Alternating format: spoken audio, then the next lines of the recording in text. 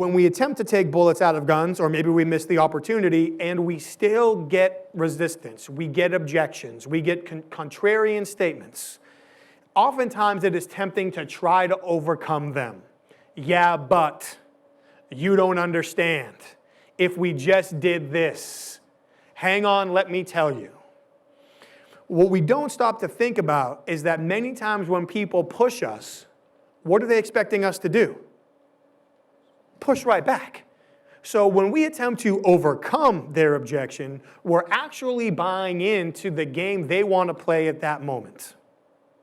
We're falling into an expectation and a mental model, something they've likely dealt with many times before.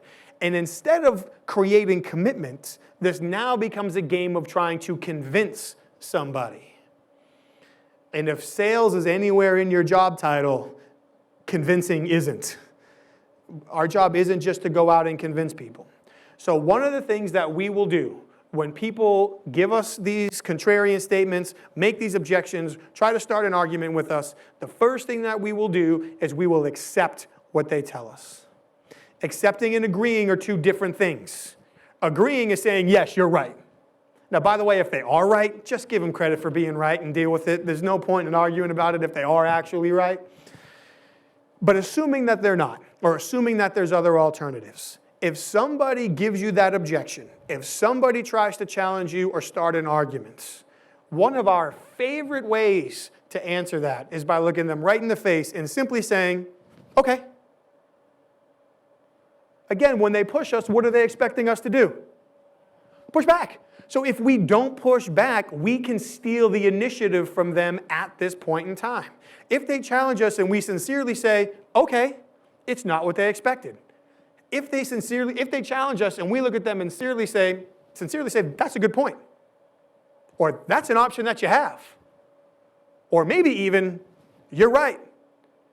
These are all answers that not only are they not expecting, but they're not prepared for. It shows respect and value for who they are as people, and it gives us the opportunity to reframe their perspective. When we are met with these types of challenges, the three-step process that we like to follow, we call accept, reframe, justify. The first thing we're going to do is accept their statement, because they want us to argue, we're not giving it to them. After that, we are going to reframe their perspective about the issue. One of the things that we work very, very hard with people on is if we need to enter into a contentious conversation, even a potentially contentious conversation with somebody, frame that conversation around something that nobody can argue. If there is an incontrovertible fact, if there is a goal that we share, if there's a positive outcome that we're all looking towards, frame the conversation about that. If we can reframe their perspective and frame it around something that is very difficult, if not hopefully impossible to argue, we have now entirely shifted the path of this conversation. But then remember, the number one fear that will stop most people from doing most things is that feeling of embarrassment. They've already stuck a flag in the sand and taken a public position in front of you. We're now going to ask them to deviate from that position. In order to do it, we're likely going to need to give them a justification.